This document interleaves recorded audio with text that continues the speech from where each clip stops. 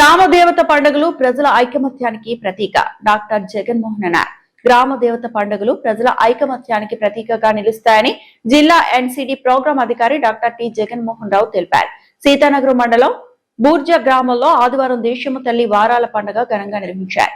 గ్రామస్తులందరూ ఎంతో ఉత్సాహభరితంగా సువర్ణముఖి నది తీరాన గల దేశమ్మ తల్లి గుడి వద్దకు చేరుకొని భక్తి శ్రద్ధలతో మొక్కులు తీర్చుకున్నారు. సందర్భంగా వారు మాట్లాడుతూ వర్షాకాలం ప్రారంభంలో ప్రతి సంవత్సరం ఆనవాయితీగా వారాల పండుగ గ్రామంలో జరుపుకుంటారని, వర్షాలు బాగా కురిసి పంటలు బాగా పండాలని, ప్రజలు ఆయురారోగ్యంగా ఉండాలని మొక్కులు తీర్చుకుంటున్నారని తెలిపారు. ప్రజల మధ్య సత్సంబంధాలు బలపడి ఐకమత్యంతో మెలిగి సమాజ శ్రేయస్సుకు ఈ పండుగలు దోహదపడతాయని తెలిపారు.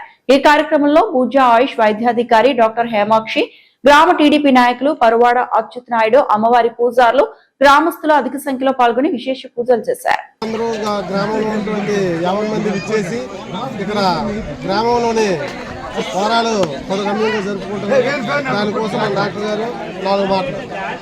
మరి అనాది కాలంగా జరుగుతున్నటువంటి ఈ పండగ, ఈ వరి ముబాలు ఏవైతే ఉన్నాయో ముందుగా జరుపుకునే మొట్టమొదటి పండుగ మాకు ఇది. మా గ్రామంలో ప్రజలందరూ సస్యశ్యామలంగా ఉండాలని జరుపుకునే పండుగ ఇది. ప్రజలందరూ క్షేమంగా ఉండాలని, అందరికీ సుభిక్షంగా వరి పంటలు కొనసాగాలని, అలాగే అన్ని పంటలు కూడా రైతులందరికీ కూడా చేరాలని ఈ అమ్మవారిని, దేశమ్మ తల్లిని కోరడం జరుగుతుంది. మరి ఈ పండగకి ప్రజలందరూ కూడా ఐకమత్యంగా వచ్చి ఈ అమ్మవారికి కావలసినటువంటి కానుకలు సమర్పించడం జరిగింది. మరి ప్రతి సంవత్సరం వర్షాకాలం ప్రారంభంలో జరిగే ఈ వారాల పండుగ అనేది మాకు ప్రాచీన కాలం నుంచి బూర్జి గ్రామంలో ఆనవాయితీగా వస్తూ ఉంది.